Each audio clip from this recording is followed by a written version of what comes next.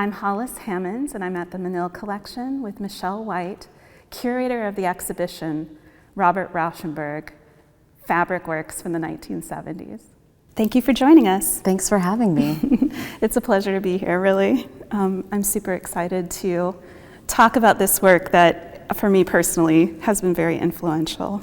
But I thought we could talk first about your inspiration for the curation. And of course, why it's important for us to view this selection of works at this period within his long career. Well, I think as we were talking about earlier, Rauschenberg is a figure that has been so influential on so many artists and art historians. And at the Menil, we're very proud that we've had a long history of organizing monographic exhibition on Rauschenberg's work. In fact, this is the fourth in 40 years since the museum's been open, and the inspiration came out of recognizing that this year marks Rauschenberg's 100th birthday. And given our history, given the fact he was born in Port Arthur, Texas, not far from here, we wanted to do something special. And I've always loved these works, but I've also thought quite a bit about artists, especially well-known artists by Rauschenberg, and how exhibitions can shift the way we might think about an artist's work or bring to the fore new scholarship or new knowledge. And I absolutely recognized that this group of work from the 1970s, Rauschenberg's deep, deep interest of fabric, which really comes to light in this work that we're showing here at the Menil, reveals a lesser-known side of Rauschenberg. And it was really a fun project because we got to pull out some really interesting information about the artist's biography, his relationship to fashion design, the intersection between sculpture and his work within avant-garde dance. So it became this really ripe, fascinating space that we could pull from in thinking about how to do something new and different on the work of Robert Rauschenberg. Mm-hmm. Yeah, I wondered, maybe we could dig deeper into that, thinking about, like you said, he has this sort of rich history where he was doing things that were engaged in fabric, but that why, in this period, did he kind of move towards fabric being the primary medium, for instance? Right. That's the question, the primary medium and what happens in the 1970s. So of course we know Robert Rauschenberg is so well known. By 1964, he's considered the most well-known artist or most important artist America has produced since Jackson Pollock, or as the press defines it. So he had certainly become ensconced in a larger art history, and fabric had always played a role in his work. We can see it as early as the Combines, right, where he's exploring the space between sculpture and painting. Fabric comes in within a whole litany of everyday objects that he's exploring to kind of look at that space, that in-between space that he's so good at figuring out. So it was in the 1970s, Rauschenberg's in his 50s. He's already, after many decades, created some groundbreaking work. And what this moment shows is one that even towards middle age and beyond, he's always pushing the boundaries. He's always thinking about materials in different ways. In the 1970s, he also moves from New York City to Captiva Island in Florida. And it's quite a profound geographical shift. While he does keep his studio in New York City, Florida really becomes the hub of his life and activities. And for Rauschenberg, he's an artist who's made work based on using the urban environment as his palette, right? The stuff from the streets of New York City have very much defined his work up until this point. And as he describes, when he moves to Florida, not much washes up on the beach. So he was forced to kind of work with a new set of materials different kind of approaches because he's without the sort of detritus that had filled his work and his life in the past. And so fabric then suddenly just really comes out to play in his work. And as you say, in many cases, like the work we're sitting in front of, the material, the fabric, the textiles become the driving force of the work of art. Right, because he early on was sort of challenging the conventions of the canvas, right, or the formality of it kind of coming off the canvas. But then this work really, I mean, I think maybe some people don't even see it as painting, although I do. I feel like at least the work in this room is very much like this sort of minimalist, modernist, like painting. But the fabric, of course, is also denying that, right? And then the sculptural elements too. I'm curious if you could, because I think it could be helpful for our viewers to walk us through the different series that are in this exhibit, like, you know, the Venetians and then the Jammers and the Hoarfrost. So the show primarily consists of 3 series that Rauschenberg worked on from about 1973 to 1976. And those 3 series are the Hoarfrost, the Venetians, and the Jammers. Rauschenberg is an artist who always worked in series. If you look back at his work before and after the 1970s, everything's categorized. But he's often working within different series at the same time. And for all of these, there's moments where they chronologically overlap. Okay. And as I wanted to showcase in this exhibition, formally and conceptually, they are so aligned, with a few kind of variations in his approach. The show starts with the earliest of the series that I'm calling the fabric works. We begin with the Venetians.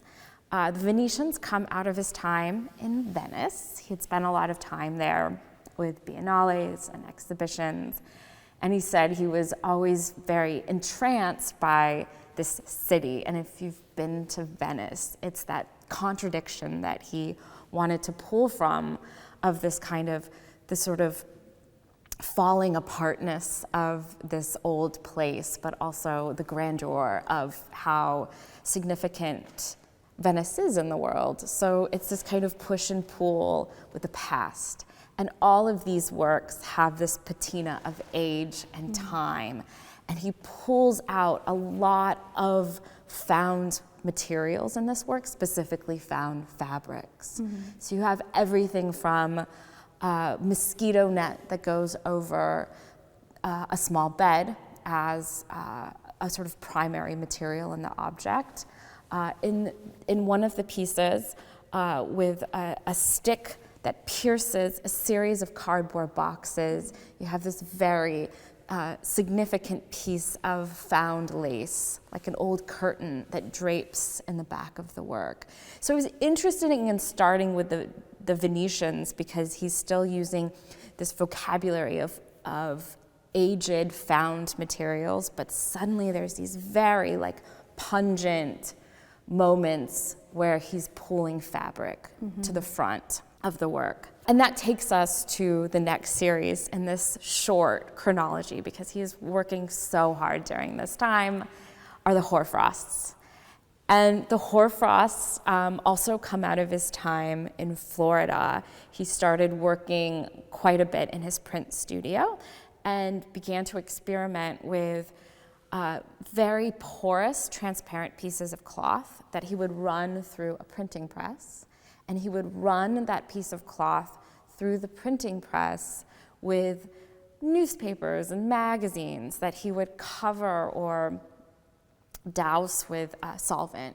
So when this material of images and text and a piece of this porous fabric went through the press, it picked up the vestiges of information. And the resulting work is he took these very diaphanous sheets of fabric printed with faint images and arranged them in compositions where the fabric is layered on top of other layers, and it makes it so hard to see and read the information that he's very much trying to ambiguate. And then finally, the show leads us to the Jammers, and we're sitting in front of a jammer right now. This is a series he started to make in 1975. He had done a residency in India, and as he describes it, he fell in love with fabric.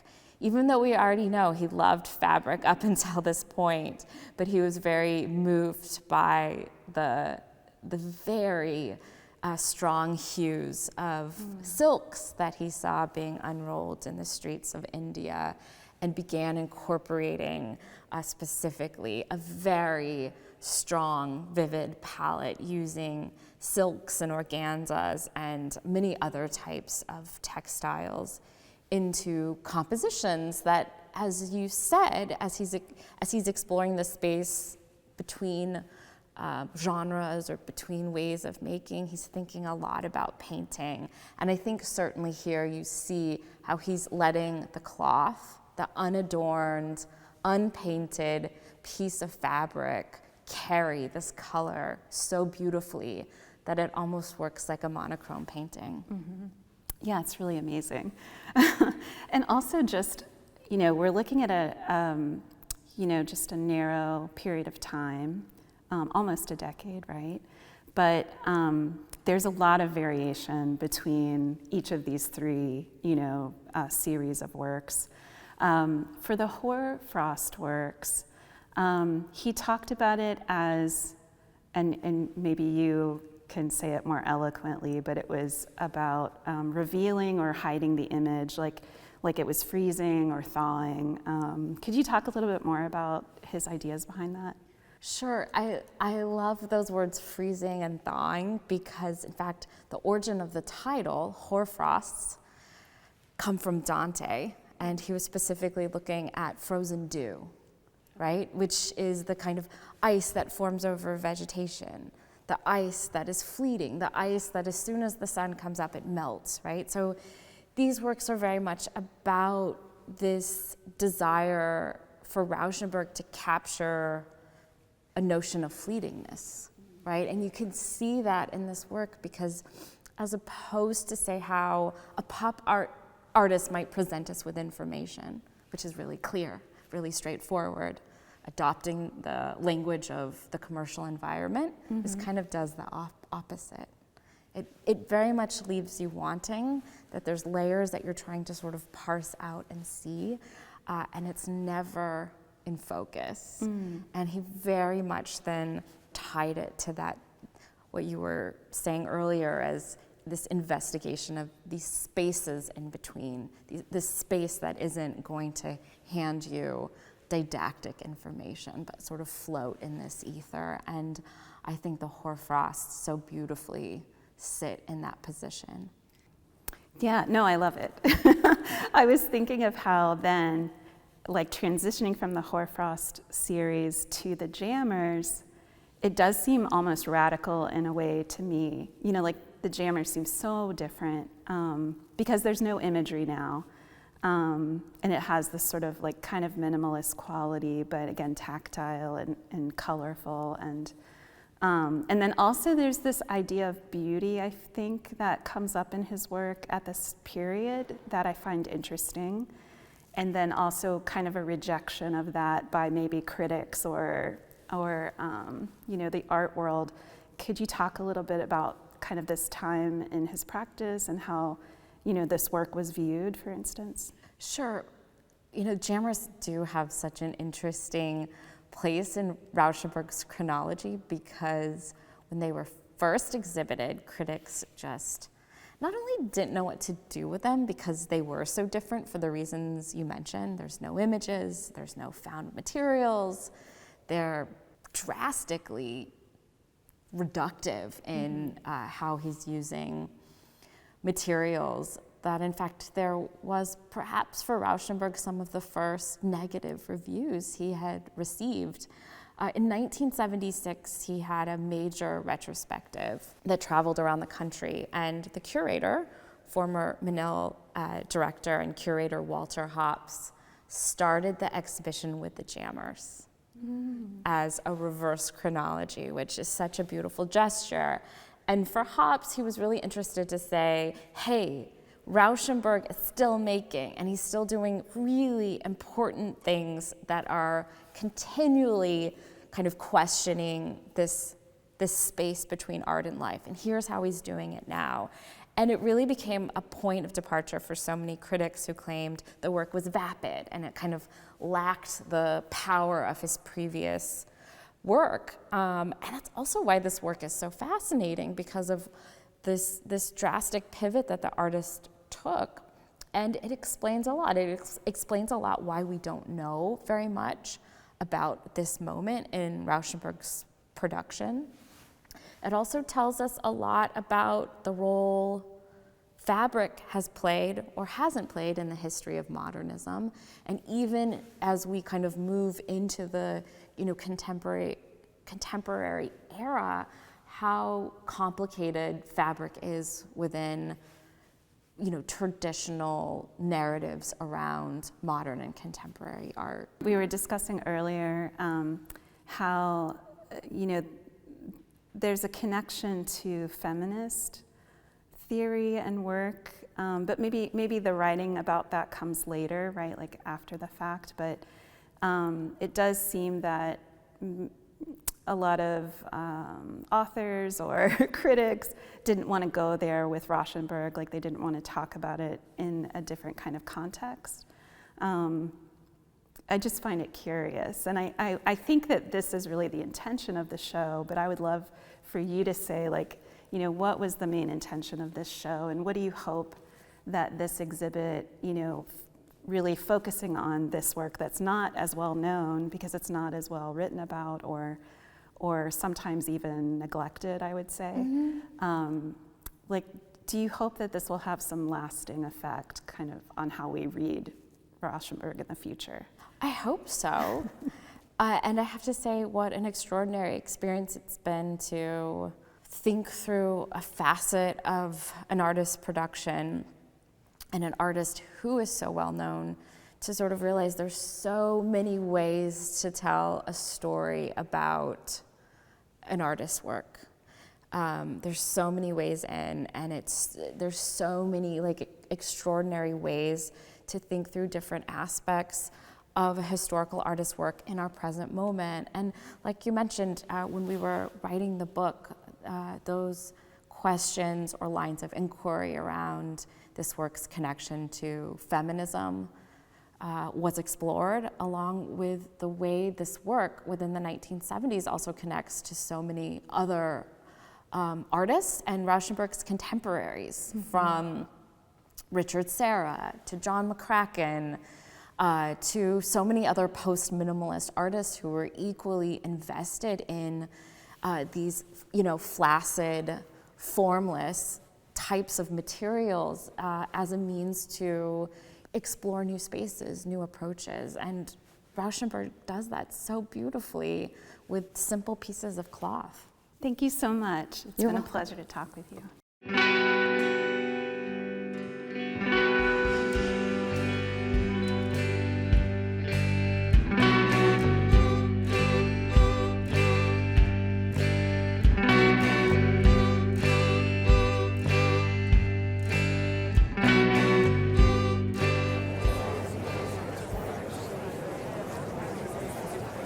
Find all of our videos and sign up for our newsletter at artthisweek.com. Follow us on Facebook, Instagram, YouTube, and Twitter.